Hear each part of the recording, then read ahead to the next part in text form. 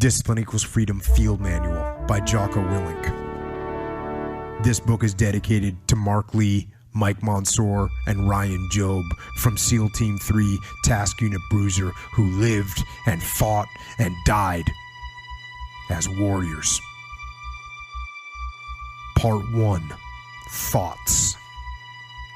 The way of discipline. People look for the shortcut, the hack. And if you came here looking for that, you won't find it. The shortcut is a lie. The hack doesn't get you there. And if you want to take the easy road, it won't take you to where you want to be. Stronger, smarter, faster, healthier, better. Free. To reach goals and overcome obstacles and be the best version of you possible will not happen by itself. It will not happen cutting corners, taking shortcuts, or looking for the easy way. There is no easy way. There is only hard work, late nights, early mornings, practice, rehearsal, repetition, study, sweat, blood, toil, frustration, and discipline. Discipline. There must be discipline. Discipline, the root of all good qualities, the driver of daily execution. The core principle that overcomes laziness and lethargy and excuses. Discipline defeats the infinite excuses that say, not today, not now, I need a rest, I'll do it tomorrow. What's the hack? How do you become stronger, smarter, faster, healthier? How do you become better? How do you achieve true freedom? There is only one way. The way of discipline. Why? Why? Over and over and over again, I'm asked, why? What drives me? When I was younger, I was preparing for war. I knew that somewhere out there, another man was also preparing. That man was my enemy. He was working, training, planning, and preparing to meet me on the battlefield. I didn't know when. I didn't know where, but I knew at some point we would meet. And I wanted to be ready. Ready mentally, ready physically, ready emotionally. So I trained. And I prepared. And I did everything I could to be ready for that day. When I became a leader, I took the same approach. To prepare my men in the same way, to train brutally and without mercy, so we could fight brutally and without mercy. And the day came. We met the enemy on the battlefield. We were ready, and we fought, and we won. Then one day, it was over. I was no longer a soldier, no longer a leader of men. I was no longer preparing myself or my men for war. So, what drives me now? The answer is simple. The men that did not come home. Mark and Mikey and Ryan. But it is not only them. There are others. Hundreds more. Thousands more. Countless more. Who fought and died to give me the gift of freedom. And for them, I will make every day, every minute, every second make it all count.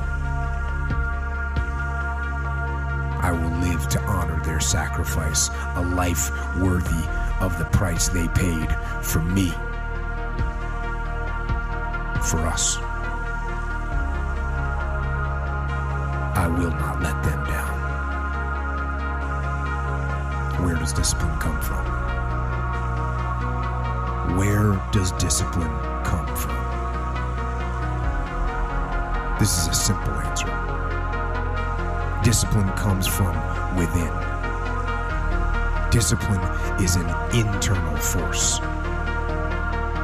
Sure, you can have discipline imposed on you by a person, like a drill instructor or that self-help guru on TV, but the reality is, he won't give you the real discipline. Because that external discipline is not strong. It will not survive. It cannot stand on its own.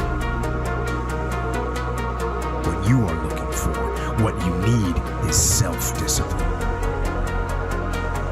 Self-discipline, as the very name implies, comes from the self, you. It comes when you make a decision to be disciplined. When you make a decision to be better. When you make a decision to do more and be more. Self-discipline comes when you decide to make a mark on the world.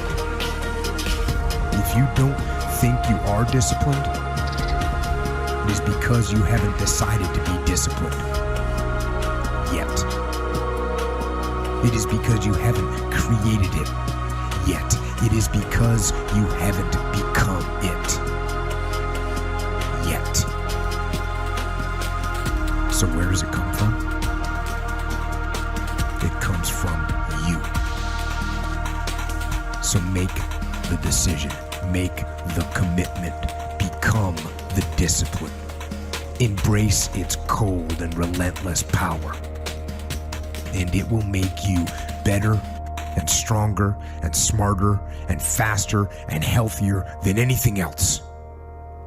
And most important, it will make you free. Overcoming procrastination. When and where to start. People want to know how to stop laziness. They want to know how to stop procrastination. They have an idea in their head, maybe even a vision, but they don't know where to start. So they ask and they say, where do I start? When is the best time to start? And I have a simple answer. Here and now. That's it. You want to improve? You want to get better? You want to get on a workout program or a clean diet or start a new business? You want to write a book or make a movie or build a house or a computer or an app? Where do you start? You start right here. When do you start? You start right now. You initiate action. You go. Here is the reality. That idea isn't going to execute itself. That book isn't going to write itself. Those weights out in the gym, they aren't going to move themselves. You have to do it. And you have to do it now. So stop thinking about it. Stop dreaming about it. Stop researching every aspect of it and reading all about it and debating the pros and cons of it. Start doing it. Take that first step and make it happen. Get after it. Here and now. The person you can control. People are not who you want them to be. Kill your idols. Sure, there are things we can learn from people, but people aren't going to be what you think they are, what they should be. People, even those people you have put up on a pedestal, are going to be faulted, weak, egomaniacal, condescending. They're going to be lazy, entitled, short-sighted. They will not be perfect. Far from it. That's fine. Learn from their weaknesses. Of course, learn from their strengths and mimic and copy them in what they do well, but equally as important, learn from their faults. See what not to do. Because you can't control other people. You can't make them what you want them to be. You can't make them who you want them to be.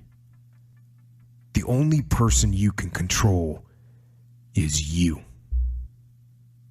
So focus on making yourself who you want to be. Faster, stronger, smarter, more humble, less ego. Discipline your body. Free your mind. Get up early and go. Get after it, and you will become the person you want to be. And you become that person through one small decision at a time. Mind control. When people think of the words mind control, they think of people controlling the minds of other people. Not me. I think about controlling my own mind. Sure, we are physical beings, and we must obviously embrace our physicality, but we are our minds. And I'm not going to go philosophical on what that means and where the you actually is, whether it's in a soul or your brain or your heart or some other conjured up place. What I do know is this: your mind, the thing that is listening and comprehending these words right now, that is you. And you can control it. You are the machine, and you can control it. People ask me, how do I get tougher? Be tougher. How can I wake up early in the morning? Wake up early. How can I work out consistently every day? Work out consistently every day. How can I stop eating sugar? Stop eating sugar. You can even control your emotions. People say, how can I stop missing that girl or guy or whoever broke up with me? Stop missing them. You have control over your mind. You just have to assert it. You have to decide that you are going to be in control, that you are going to do what you want to do. Weakness doesn't get a vote. Laziness doesn't get a vote. Sadness doesn't get a vote. Frustration doesn't get a vote. Negativity doesn't get a vote. Your temper doesn't get a vote. So next time you are feeling weak or lazy or soft or emotional, tell those feelings they don't get a vote. You are declaring martial law on your mind. Mind control. Impose what you want on your brain. Discipline, power, positivity, will. And use that mind control to move your life where you want it to be. Stronger, faster, smarter, quicker, friendlier, more helpful, more driven. And don't let your mind control you. Control your mind. And then you can set it free. Weakness. Do I have weakness? I am nothing but weakness. I'm not naturally strong or fast or flexible. I'm certainly not the smartest person in the world. I get emotional over stupid things. I eat the wrong foods. I don't sleep enough. I procrastinate and I waste time. I care too much about meaningless things and not enough about important things. My ego is too big, my mind is too small, often trapped inside itself. Now, all that being said, I have a saying. A person's strength is often their biggest weakness, but their weaknesses can become strengths. Me, I am weak. In all those ways, I am weak. But I don't accept that. I don't accept that I am what I am, and that is what I am doomed to be. No, I do not accept that. I'm fighting. I'm always fighting. I'm struggling and I'm scraping and kicking and clawing at those weaknesses to change them, to stop them. Some days I win, but some days I don't. But each and every day I get back up and I move forward with my fists clenched toward the battle, toward the struggle. And I fight with everything I've got to overcome those weaknesses and those shortfalls and those flaws as I strive to be just a little bit better today than I was yesterday. Stress. First of all, and I don't mean to minimize the stress that people face, but imagine what Eugene Sledge went through on Peleliu and the tens of thousands of Marines there who suffered unimaginable horror. Imagine David Hackworth assaulting enemy positions in Korea, wounded over and over again on the line, still going back for more. Imagine the poet-warrior Alan Seeger in World War I, getting ready to go over the top and make his rendezvous with death. Imagine the thousands of warriors who have gone before you, who have stood and faced evil and death. And now imagine you. I used to do this myself while in Iraq facing stress. Yes, we took casualties, and yes, it was awful and heartbreaking and every bit as wretched as I could imagine. But warriors have faced much more. The Battle of the Somme, or Gettysburg, or the Battle of the Bulge, or the Chosin Reservoir. Humans can withstand almost inconceivable stress. And you can too. So that is your first step. Gain perspective. And to do that, you must do something else critical in many situations. Detach. Whatever problems or stress you are experiencing, detach from them. Stress is generally caused by what you can't control. The worst thing about incoming artillery fire is you can't control it. It is happening, and you just have to accept it. Don't stress about things you can't control. If the stress is something that you can control and you are not, that is a lack of discipline and a lack of ownership. Get control of it. Impose your will and make it happen. Solve the problem. Relieve the stress. If the stress is something you can't control, embrace it. You can't control it, but how can you look at it from a different angle? How can you use it to your advantage? I couldn't control the chaos of combat. I had to embrace it. I had to figure out a way to take advantage of it. Make it into your ally. So, don't fight the stress, embrace it. Turn it on itself. Use it to make yourself sharper and more alert. Use it to make you think and learn and get better and smarter and more effective. Use the stress to make you a better you. destroyer mode. Where does the switch come from? The overdrive, the berserker mode, the full-on destroyer that will not stop. I think this is something that is learned. And it is a hard lesson, and not everyone gets it.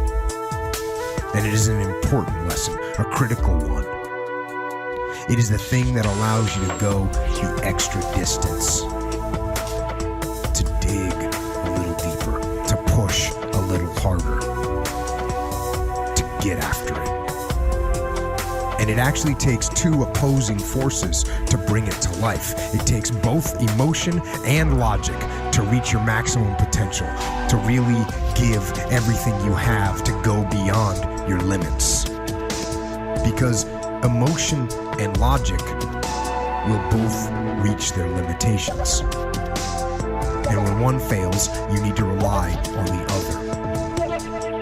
When it just doesn't make any logical sense to go on, that's when you use your emotion, your anger, your frustration, your fear to push further, to push you to say one thing: I don't stop.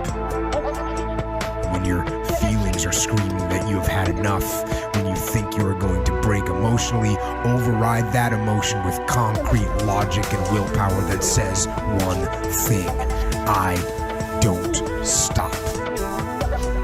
Fight weak emotions with the power of logic. Fight the weakness of logic with the power of emotion. And in the balance of those two, you will find the strength and the tenacity and the guts to say to yourself, I don't stop. Until the end. Something I saw in combat that I later tried to train out of people was the tendency to relax once the primary objective of a mission was complete. I tried to train that out of them because you can't relax until the entire mission is complete. In training, we always attacked the platoons hard on their primary objective, but we always attacked them even harder after they left the main target. Once the platoons were patrolling back to base, when their minds had already gone home and turned off, that's when we would bring it to them. Hit them from multiple angles with all kinds of mayhem. So they would develop the attitude and the muscle memory to keep going until the end. And even when they got back to base, we would retask them so that they had to begin planning again. It wouldn't stop. That's the mentality I wanted to instill in them. It is never finished. You always have more to do. Another mission, another task, another goal. And the enemy is always watching, waiting, looking for that moment of weakness, looking for you to exhale, set down your weapon, and close your eyes, even just for a moment. And that's when they attack. So don't be finished. Be starting. Be alert. Be ready. Be attacking. Be relentless. Let the enemy stop. Let the enemy rest. Let the enemy finish. You don't finish. Don't stop. Don't rest. Not until the enemy is completely destroyed. And even then, turn your focus inward on yourself and take the opportunity not to rest, but to make yourself better, faster, stronger, smarter. Because with those goals, nothing is ever finished. Application of discipline. Discipline starts with waking up early. It really does. But that is just the beginning. You absolutely have to apply it to things beyond waking up early. It is working out every day, making yourself stronger and faster and more flexible and healthier. It is eating the right foods to fuel your system correctly. It is disciplining your emotions so you can make good decisions. It is about having the discipline to control your ego so it doesn't get out of hand and control you. It is about treating people the way you would want to be treated. It is about doing the tasks you don't want to do but you know will help you. Discipline is about facing your fears so you can conquer them. Discipline means taking the hard road, the uphill road, to do what is right for you and for others. So often, the easy path calls us to be weak for that moment, to break down another time, to give in to desire and short-term gratification. Discipline will not allow that. Discipline calls for strength and fortitude and will. It won't accept weakness. It won't tolerate a breakdown in will. Discipline can seem like your worst enemy, but in reality, it is your best friend. It will take care of you like nothing else can. And it will put you on the path to strength and health and intelligence and happiness. And most important, discipline will put you on the path to freedom. Questions. Knowledge is a powerful tool. It is the master of your tools. It is where your tools come from, because without knowledge, there is nothing. Let's take that one step further. Knowledge is the ultimate weapon. It trumps all other weapons. Thought is what wins. The mind is what wins. Knowledge is what wins. And you gain knowledge by asking questions. But which questions should you ask? Simple. Question everything. Don't accept anything as truth. Question it all. When you don't understand a word, get out the dictionary. When you don't understand a concept, break it down until you do. When you don't know how something works, dig in until you do. Ask every question that comes to mind. That is how you learn. And most important, question yourself. Question yourself every day. Ask yourself, who am I? What have I learned? What have I created? What forward progress have I made? Who have I helped? What am I doing to improve myself today to get better, faster, stronger, healthier, smarter? Is this what I want to be? This? Is this all I've got? Is this everything I can give? Is this going to be my life? Do I accept that? Ask yourself those questions, those hard questions, and then answer them truthfully. And realize that all of us can do better. We can be better. And it starts when you begin to ask those questions. So ask the hard questions of yourself and find the path to progress and discipline and to freedom inside the answers. Fight. Go down swinging. And I'll tell you, if you fight with all you have, more often than not, you won't go down at all. You will win. But you have to make that attitude a part of your everyday life. Do the extra repetition. Run the extra mile. Go the extra round. Make the right choices. Give the full measure. Make yourself stronger, mentally and physically. Stand and fight.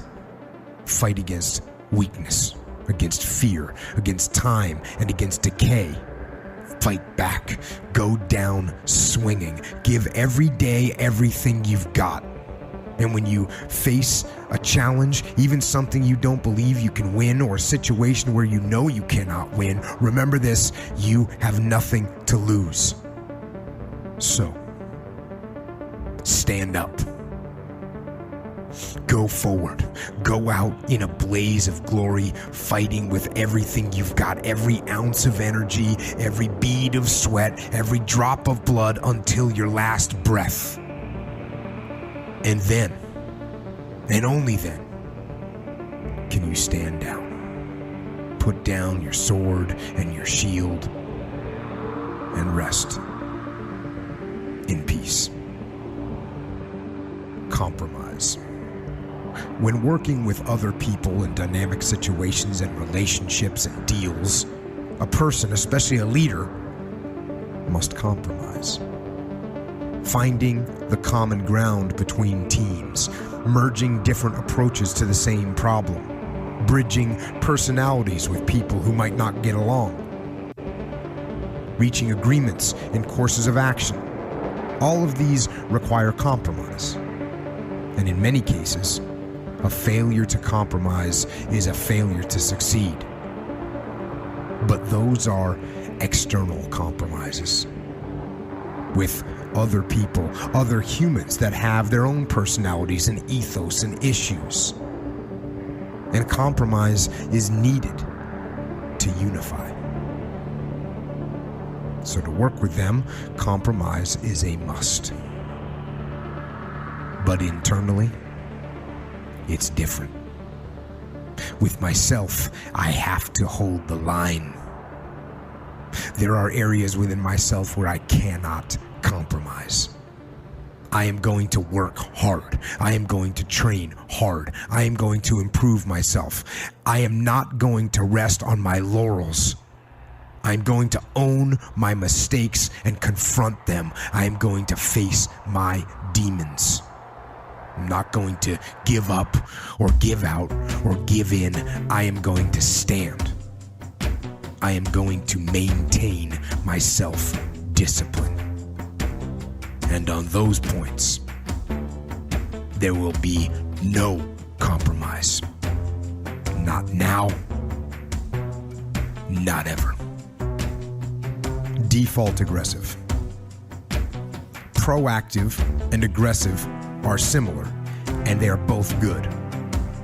You certainly have to be proactive in the world. You want to be dictating what happens, not responding to it. And yes, that means creating or controlling a situation as much as you can. But being aggressive, that means you are ready to attack. As I always point out, this doesn't mean you walk around with your chest puffed out, ready to bang heads with everyone around you. It doesn't mean you confront people physically or mentally head on without a tactically superior plan. It doesn't mean you go straight forward into conflict without thought and without reason. It doesn't mean you engage in attrition warfare. No. That is almost never smart. What it does mean is that you are going to get after it. You are going to move fast. You are going to think fast. You are going to outthink and outmaneuver the enemy. If I think the enemy is going to attack me, I'm going to attack them first. If I think they are going to seize a piece of terrain, I am going to be there waiting for them. If I think the enemy is going to flank me, too late, I'm already flanking them. I don't view aggression as an outward attitude. I view aggression as an internal character trait. A fire in your mind that says, I am going to win. I am going to battle, and I am going to fight, and I am going to use every tool I have to crush my enemy. And that tool might be fists, but it might be guile. It might be a frontal attack, but it might be a flanking maneuver. It might be an undeniable display of force, but it also might be a subtle political maneuver. And that is what aggression is to me, the unstoppable fighting spirit, the drive the burning desire to achieve mission success using every possible tool, asset, and strategy and tactic to bring about victory. It is the will to win. And if that kind of internal, relentless aggression is your default mode, you will win. Nature versus nurture. What is more important, nature or nurture? In my opinion, neither. I have seen people from every stratum of life. In the military, I work with every type of person. Ivy League kids with silver spoons, former gangbangers, hood rats, prep school kids, kids from blue-collar families, kids from strong families, and kids with no families, kids who were pampered, and kids who were abused, and everything in between. Everything. And with all those different types of people, there were good and bad, successful and unsuccessful. And in working with businesses, I see the same thing. People from every walk of life, from the bottom to the top, and I have seen every type of person be successful. So to me, it is not about nature or nurture. It is about choice. The people who are successful decide they are going to be successful. They make that choice. And they make other choices. They decide to study hard. They decide to work hard. They decide to be the first person to get to work and the last to go home. They decide they're going to take on the hard jobs, take on the challenges. They decide they are going to lead when no one else will. They choose who they are going to hang around, and they choose who they will emulate. They choose to become who they want to become. They aren't inhibited by nature or nurture. They overcome both. And I'll tell you something else. It is never too late to make that choice. You are never too old to decide where you are going to focus your efforts and push to make the most out of every situation. So, think not about what you've been through and where you were. Think about where you are going and choose. Choose to make yourself smarter and stronger and healthier. Choose to work out and study and eat good food and keep your mind clean. Don't let nature or nurture make you. Choose to make yourself. Fear of failure. Fear of failure can keep you from taking risk. It can leave you sitting there paralyzed into not taking action. And that is obviously bad. But I don't want you to overcome fear of failure. I want you to be afraid of failure. Fear of failure is good. Fear of failure will keep you up at night planning, rehearsing, going over contingencies. Fear of failure will keep you training hard. Fear of failure will stop you from cutting corners. Fear of failure will keep you working, thinking, striving, and relentlessly trying to be more prepared for battle. So I want you to be afraid of failing. I fear failure. But more important, I want you to be horrified, terrified of sitting on the sidelines and doing nothing. That is what I want you to be afraid of. Waking up in 6 days or 6 weeks or 6 years or 60 years and being no closer to your goal. You've made no progress. That is the horror. That is the nightmare. That is what you really need to be afraid of, being stagnant. So, get up and go. Take the risk, take the gamble, take the first step, take action. don't let another day slip by. The warpath. The path. The warpath. A path of war. The actual definition of warpath means moving toward a battle, a fight, toward war. And that is what I am doing, and what I have always been doing. Whether it was the actual war against our nation's enemies or the war against my own weaknesses, that is what I am doing. Preparing, sharpening my sword, honing my skills, maintaining the unmitigated daily discipline in all things. And the warpath is a path. It's a route. It leads somewhere. Where does it lead? Yes, it can lead to war, and that is fine because I am ready. I am waiting. But the war might not come, and that is okay. Because the warpath is also a war against weakness, and so it leads to strength. It is a war against ignorance, and so it leads to knowledge. It is a war against confusion, and so it delivers understanding. And the warpath leads to control and to ownership of your life. That is the warpath. The path of fire and adversity, the path of blood and sweat and suffering. The warpath is the interminable path of discipline, which is why it leads to freedom. And beyond that, in the end, the warpath leads to peace. Sugar-coated lies. Yes, I know. I know those donuts are tempting.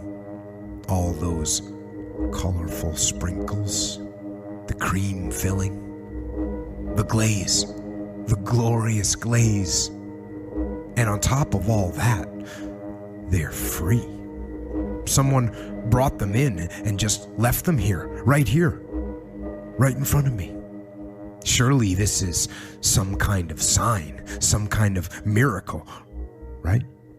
I mean, food is food, and if it's free, I pretty much need to eat it. It would be ungrateful for me to say no, right? Right? Wrong. Dead wrong. Those donuts aren't food. They are poison. Same with chocolate chip cookies, the double Dutch chocolate cake, the can of soda, the bag of potato chips, and the pretzel wrapped hot dogs. All that junk isn't food. It doesn't fuel you. It kills you. It literally kills you. It isn't going to make you stronger, faster, healthier, smarter, or better. It's going to do the opposite. And you know this. You know you do not need any of that junk. But it's the only choice. Wrong. Unless you have gone an extended period of time without food, you don't need to eat. And you definitely don't need to eat that poison. You don't need to eat. You don't even know what hungry is. Humans can go 30 days without food. You can make it. So when those foods are tempting you, calling your name, and enticing you with their sugar-coated lies, get angry. Get aggressive. Stand your ground in the battle and fight by saying no. Hold the line. Hold the line for your health, your mental toughness, and exercise your will, which I promise is stronger than the will of a donut, if you want it to be. So hold the line. Bad instincts. There is one instinct you need to be wary of, one that you must fight. This one is a liar. This one is a saboteur, a backbiter. And like the devil himself, he's a shapeshifter. he will disguise himself. Make you think that he has got your best interests in mind, but he doesn't. This is the instinct that says, you've had enough. You've given it your best shot. You can stand down. You can back off. You can take a knee. This is the instinct that says, you can rest now. Do not listen. Because that instinct is a liar and wants to bring you down. You see, this instinct is a defense mechanism for your ego. It gives you an out, a place to run to, a place of sympathy and amnesty where all can be forgiven, where failures gather together in comfort and drown their sorrows in lies and deception. They tell each other, and they tell you, you did the best you could. And the deck was stacked against you, and it's not your fault. And so they tell you, it's okay to stop. It's okay to settle. It's okay to give up. And that is the instinct you need to fight, to push back, to smash into the ground. Do not take the easy way out. Do not give up based on instinct. If you are forced to stand down, to retreat so you can rebuild and reattack, so be it. But make that decision based on logic, not on the instinct of surrender and defeat. Destroy that instinct. Replace it with the instinct that says, get up, go, fight on. Make that your fundamental reaction to adversity. Make that your gut instinct, and you will overcome anything that stands in your path. Not feeling it. How do I handle those days when I'm just not feeling it? Those days when I'm tired or worn out or just sick of the grind? What do I do on those days? I go anyway. I get it done. Even if I'm just going through the motions, I go through the motions. Don't really want to work out? I work out. Don't really want to hammer on a project? I hammer on a project. Don't really want to get up and get out of bed? I get up and get out of bed. Now, these could be signals that you need some time off, and those signals might be right. But don't take today off. Wait until tomorrow. Don't give in to the immediate gratification that is whispering in your ear. Shut that down. Do not listen. Instead, go through the motions. Lift the weights, sprint the hill, work on the projects, get out of bed. I don't like procrastination, but if you feel like you need a break, that is the one thing you should procrastinate. Taking a break is the one thing I put off until tomorrow. And if, when tomorrow comes, you still feel like you need a rest or you need to take a break, then go ahead, take it. But chances are you won't. You won't need that rest. Chances are you will realize that the desire to rest was just weakness. It was the desire to take the path of least resistance, the downhill path, the downward path. And by going through the motions, you overcame that weakness. You stayed on the righteous path, the disciplined path. You stayed on the war path, right where you know you belong. Regret. The things I could have done differently or learned sooner. There's so much knowledge out there, so much information, so many ways to get better. And we make so many mistakes. We are the product of our mistakes.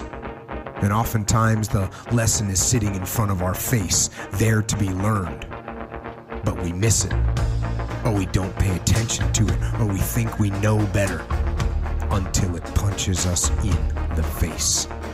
The most important thing to learn is that we have so much to learn. We all do.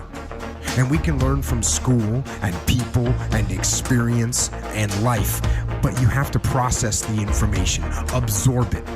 You have to accept it. You have to open your mind, free your mind, so that you can learn and make real progress. Are there things I regret and things I wish I had done differently? Of course. Hindsight is 20/20, and looking back, who wouldn't want to take another go at something and improve it by doing it again? And then why not do it again and again and again? Who wouldn't want to do things over until you have it perfect? But the fact is, you don't get that chance. You get one shot.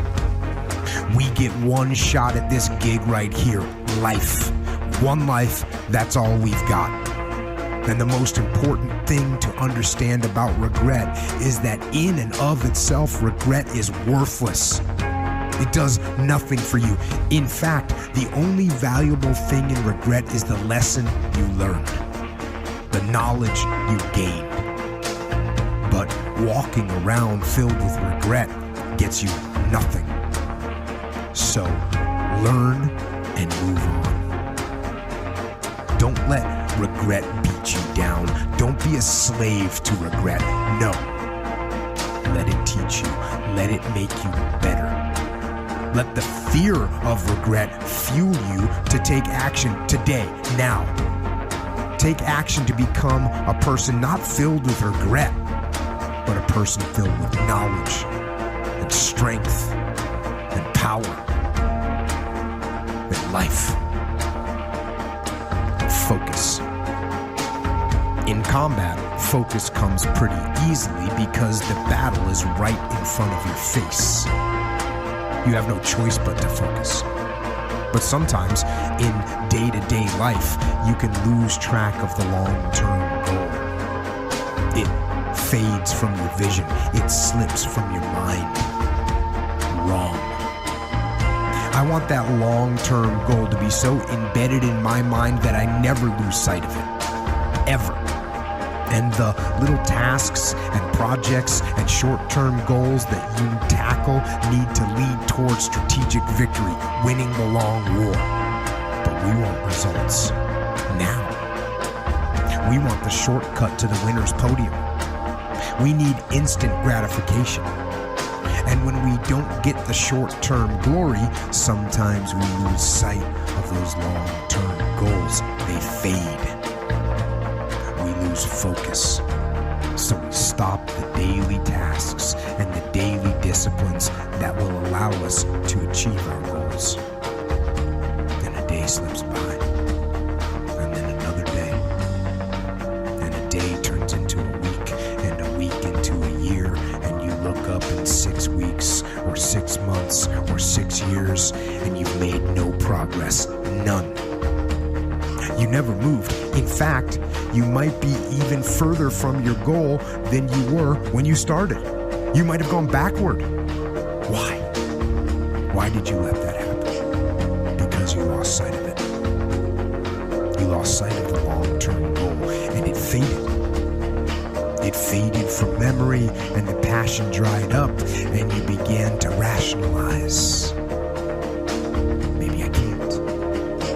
Maybe I don't really want to. Maybe this goal isn't for me. And so you give up. You let it go. And you settle. You settle for the status quo. You settle for the easy road. You settle for a well. No. Don't do that. Embed that long-term goal in your mind. Burn it into your soul. Think about it. Write about it. Talk about it. Hang it up on your wall. But most important, do something about it. Every day. Every day, do something that moves you toward that goal, that keeps that goal alive and in sight and in focus. However small or insignificant that step might seem, take it. Do it. Make it happen. Because that goal isn't going to achieve itself. It is all on you. hesitation. Between the acting of a dreadful thing and the first motion, all the interim is like a phantasma or a hideous dream. That is Brutus from Shakespeare's Julius Caesar, who in the play is plotting to kill Caesar, someone he was loyal to. And Shakespeare, the master of understanding human nature, captures what that feels like. This is how Shakespeare's words would translate today. Between the acting of a dreadful thing, between the moment when you are waiting to do something that you don't want to do, and the first motion, and the moment when you initiate the action, all the interim, the whole time you are waiting to take that action, is like a phantasma or a hideous dream, is like an evil specter, an apparition, a nightmare. So the battle, the struggle, the hesitation takes place in that moment. That moment when we must step into the unknown. That moment filled with fear and horror. And that fear is what causes hesitation, and hesitation causes defeat. Hesitation is the enemy. Hesitation allows the moment to pass, the opportunity to be lost, the enemy to get the upper hand. Hesitation turns into cowardice. It stops us from moving forward, from taking initiative, from executing what we know we must. Hesitation defeats us, so we must defeat it. To win, all you have to do is overcome that moment, the waiting, the hesitation. And to do that, all you have to do is go, move, take the action, get out of bed, get your feet on the ground, step forward. Do not hesitate, do not wait, go forward and win. Draw fire. Sometimes bad things happen to good people. I don't know why. Life is not fair.